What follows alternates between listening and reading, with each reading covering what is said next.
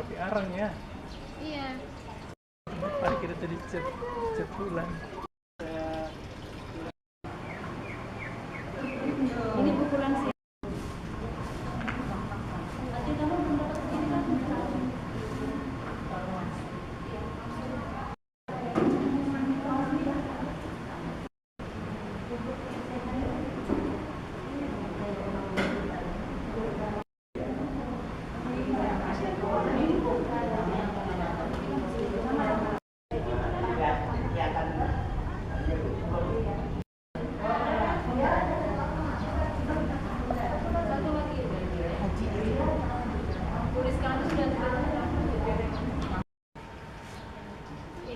Ini satu aja. Ya kak, ini mahal, satu batang itu 200.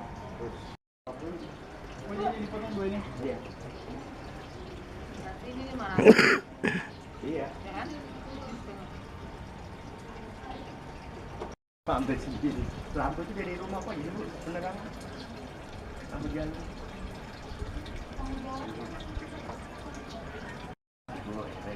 Oh. Cuma ikannya ini apa namanya? Nila. Kira diperkirakan berapa hari itu Pak Ya, RT? 3 bulan bisa panen lah. Mau justru hilangkan ikan itu jadi seperti ini seperti biasa. Dia mana? Nah, jadi Iya. perbedaannya begini pak. Kalau ikan lele, dia punya apa namanya kekeruhan air itu lebih cepat dibandingkan nila. Nila kan agak Iya. lambat. Makanya aku bilang ikan nilainya masih segini. Kalau ini sudah segini. Emang eksperimen katanya kan matahari kan pengaruh juga. Iya.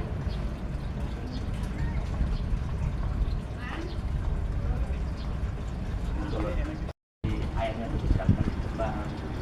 Pak RT, mungkin ini kan ada tinggal waktu kadaluarsa airnya ini. Berapa hari itu pergantian itu anunya? Ya kalau airnya itu separuh aja pak diganti. Jadi kalau kurang air Dinginnya aja sudah. Pak. ditambahin. Pokoknya 2 rel. Tapi kalau terlalu kotor kita buang separuh, kita ganti lagi dengan air yang baru. Jadi menghemat energi Pak RT ya. Iya. Fungsinya 2 kali lipat. Selain ikannya bisa dipanen, juga sayurnya juga bisa dipanen ya Pak ya. Iya betul pak. Luar biasa. Anunya programnya. Ini program. Posyandu Ria mau nonton 13, luar biasa.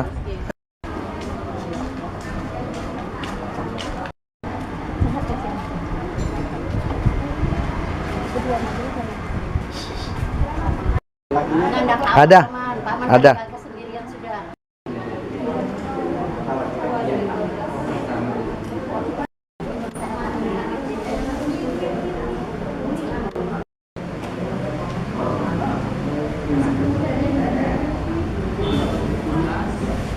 Bisa mengisi di ruangan agak depan sini bu, karena nanti layar monitornya biar bapak ibu bisa melihat.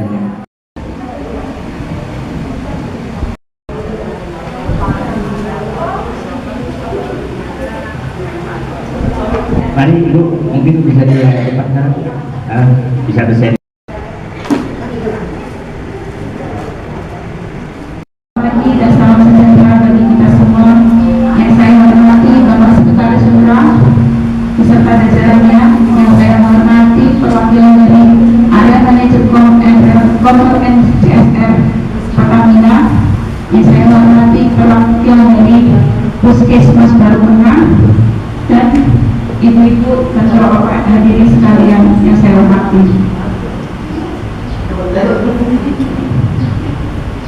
Puji syukur kita panjatkan kehadirat Allah Subhanahu wa taala, Tuhan Yang Maha Esa, karena hanya atas perkanannya kita dapat hadir pada acara sosialisasi perilaku kesehatan lansia dan pencegahan demensia.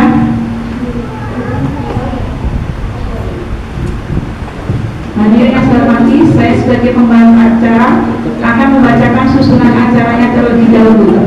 Semoga acara yang akan diadakan pada hari ini bisa berjalan dengan lancar. Berikut ini susunan acaranya: 1 pembukaan, 2 pembacaan doa, 3 sambutan ketua wasiat, 4 sambutan area manajer Kombrel NCSR RW 5 yang diwakili oleh Mbak Tia, sambutan kepala Kepala UPTD Puskesmas yang diwakili oleh Ibu Hartina,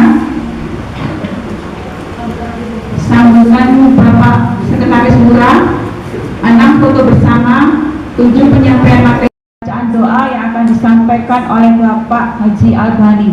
Kepada Bapak Haji Albani, waktu dan tempat dipersilakan.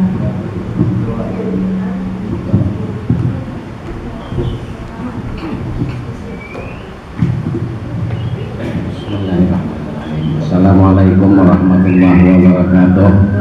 Mari kita bersama-sama itu Al-Fatihah. A'udzubillahi minasyaitonir rajim. Bismillahirrahmanirrahim.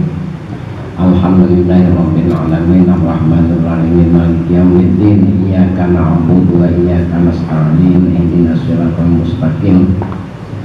Shiratal ladzina an'amta 'alaihim ghairil maghdubi 'alaihim waladdallin. Asrafil anbiya wal mursalin sayyidina maulana Muhammadin wa ala alihi washabbihi ajmain. Allahumma shalli ala sayyidina Muhammadin sallallahu alaihi wasallam wa tahmilana ya Allah ya dzal hadat ya tawad wa tarqana min qalb darajat wa tubalikuna bi asal ghayati min khairati bi hayati wa bal mamat.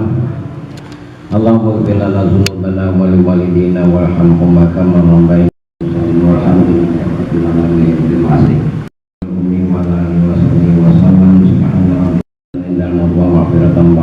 Allahumma hawwin alaina fi syaqalatil maut wa nadzaka minan nar wa rafa'na isabana la tuzigh qulubana ba'da idh hadaytana wa hab lana min ladunka rahmah innaka antal wahhab.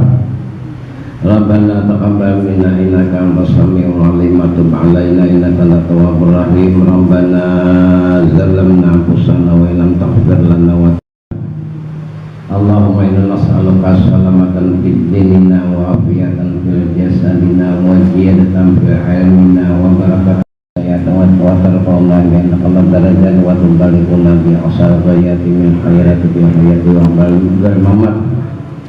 Allahumma ighfir lana dzunubana wa li walidina warhamhum kama rabbayana ala asrafil anbiya wal mursalin sayyidina maulana Muhammadin wa ala alihi washabbihi ajmain. Allahumma shalli ala sayyidina Muhammadin sallallahu alaihi wasallam wa tahmilana ya Allah ya dzal hadat. Itu Al-Fatihah. A'udzubillahi minasyaitonir rajim. Bismillahirrahmanirrahim. Alhamdulillahirabbil alamin arrahmanir rahim maliki yaumiddin. Iyyaka na'budu wa iyyaka nasta'in. Ihdinas siratal mustaqim. Shiratal ladzina an'amta 'alaihim ghairil maghdubi 'alaihim.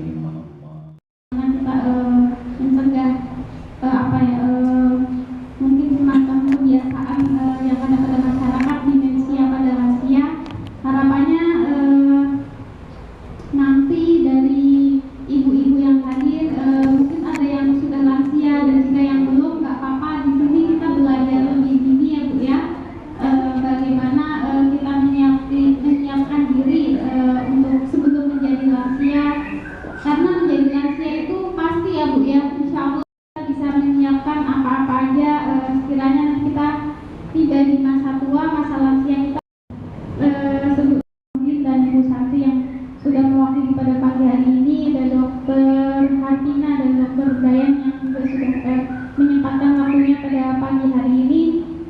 Semoga nanti juga sesinya bisa apa ya Bu, tektokan ya Bu Hartina ya. Nanti jika ada yang ditanyakan bisa sekalian konsultasi istilahnya, mumpung ada dokternya di sini begitu. Mungkin itu aja sedikit dari saya. Terima kasih. Assalamualaikum warahmatullahi wabarakatuh. Kepala UPTD Puskesmas Baru Tengah yang diwakili oleh Ibu Hartina. Tidak cuma kalau saya mewakili pimpinan saya karena tadi saya sibuk mengurus buku lansia dan sebagainya. Saya kira beliau mau datang, ternyata mungkin lagi berhalangan karena kurang enak badan. Selamat pagi Bapak Ibu. Pagi, oh ya, semangat pagi dulu. Selamat, kalau saya bilang selamat pagi, kita bilang pagi ya. Selamat pagi Bapak Ibu. Pagi. Senyum dong mukanya. Walaupun kantong sedikit menipis, semangat harus tetap semangat pagi. Oke, terima kasih. Saya mewakili pimpinan Puskesmas Baru Tengah, Dr. Gigi Ruida Osman Malaysia. Kami mengucapkan terima kasih untuk kesempatan di mana kelompok program wasiat di RT 13 boleh memberikan kesempatan kepada narasumber yang diambil dari tim Puskesmas Baru Tengah dalam rangka untuk kegiatan pembinaan kesehatan warga, khususnya untuk warga senior. Ya, kalau sebelumnya saya pernah mendengar anak-anak bayi yang dibina dalam kesehatan, sekarang warga senior diberi kesempatan untuk pembinaan kesehatan, dan itu semua bentuknya dukungan dari CSR Pertamina dalam program bentuk program wasiat. Jadi terima kasih untuk semua pihak, baik dari Pertamina, baik dari pihak ketua program wasiat di RT 13, juga Bapak RT, dan semua Bapak Ibu yang kami hormati di sekitar RT 13, dan juga dari pihak kelurahan yang hari ini mewakili adalah Bapak Fahrudin yang ganteng. Kebetulan juga ini teman seangkatan saya PNS, jadi teman kami bercanda biasanya. Saya biasanya panggil bapaknya Pangeran. Jadi walaupun Pak Lurah tidak bisa datang, ada Bapak Sekretaris Lurah dan juga apa ini kalian baru ini dan wanita pakai kakak ini, maaf saya ini tidak tahu. Kakak ya Bu ya, terima kasih sudah mendukung untuk kegiatan hari ini. Itu saja mungkin, semoga materi yang disampaikan nanti oleh Dr. Brian. Bermulai Bu Lida Marisa mengucapkan terima kasih dan selamat pagi, selamat mengikuti pembinaan. Perwakilan Lurah Baru Tengah, kami persilakan kepada Bapak Karudin, waktu dan tempat dipersilakan. Saya hormati perwakilan dari Pertamina, yang saya hormati perwakilan Ketua Puskesmas Baru Tengah, perwakilan PKK, Pak RT dan Posyandu Wasiat RT 13 Kelurahan Baru Tengah yang saya hormati, serta para orang tua kami yang tadi oleh mulut terhampir disebut senior. Sebenarnya kita malu-malu ngomong ini karena mereka lebih banyak pengalaman dibanding saya. Kemarin saat saya dapat undangan, saya sudah siapkan bukunya banyak karena saya terbiasa kalau semua ini, jadi malu kita mau ngajarin mereka lebih lama hidup dibanding kita. Orang kelurahannya ada sekitar 9% dari total warga kelurahan Baru Tengah. Kalau di sini hanya ada 13 satu gabungan. Ada berapa itu? Indonesia kuat.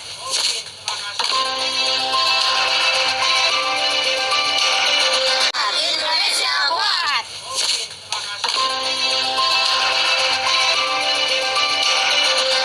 Itu adalah kurang dari 120 gram. Itu untuk pada gula darah normal ya. Untuk DM sendiri atau diabetes mellitus sendiri, siapa sih yang beresiko? Faktor resiko atau yang beresiko itu adalah ibu-ibu atau bapak-bapak yang kegemukan, yang ditandai dengan berat badan lebih dan lingkar perutnya itu kalau pria lebih dari 90 cm dan perempuan itu lebih dari 80 cm. Terus juga kurang aktivitas fisik seperti olahraga, beraktivitas, dan disarankan kalau misal ibu-ibu bapak-bapak itu untuk beraktivitas fisik yang lebih sering, terutama pada lansia. Kalau di sini kan ada senam lansia. Terus juga faktor risiko yang lain yaitu dislipidemia, ini terkait dengan kolesterol yang tinggi. Lalu ada riwayat penyakit jantung, biasanya dari riwayat penyakit jantung pada keluarga. Dan juga faktor risiko yang lain itu saling berkaitan yaitu hipertensi atau darah tinggi. Dan yang paling sering itu risikonya adalah kebiasaan diet yang tidak seimbang. Biasanya untuk terkait kebiasaan konsumsi gula yang terlalu sering, terus garam, lemak, dan jarang makan makanan yang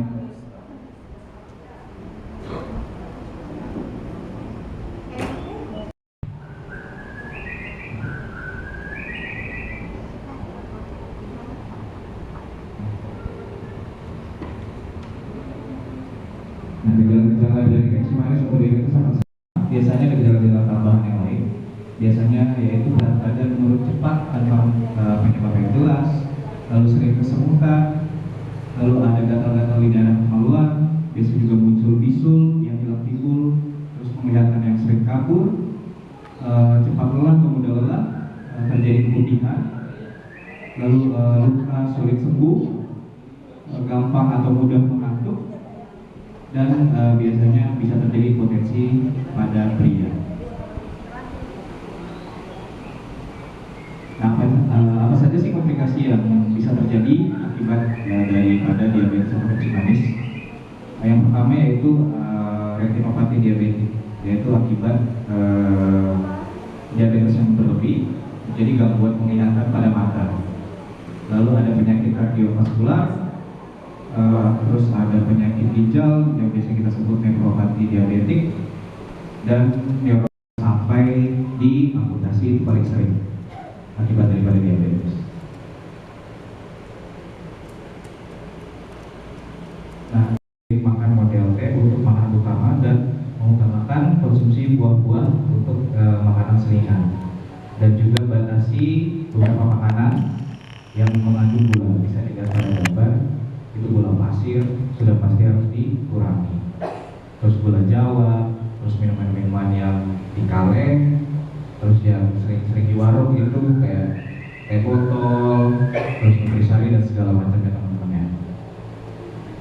Dan juga hindari makan makanan yang mengandung banyak lemak serta banyak mengandung natrium atau garam.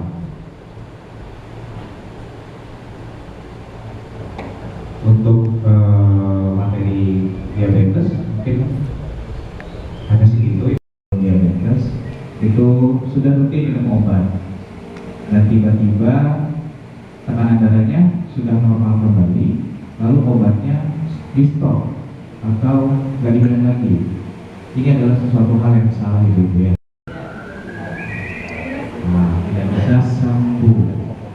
Diabetes dan hipertensi itu adalah penyakit yang tidak bisa sembuh, tapi dengan minum obat secara rutin, aktivitas fisik, pola hidup yang sehat.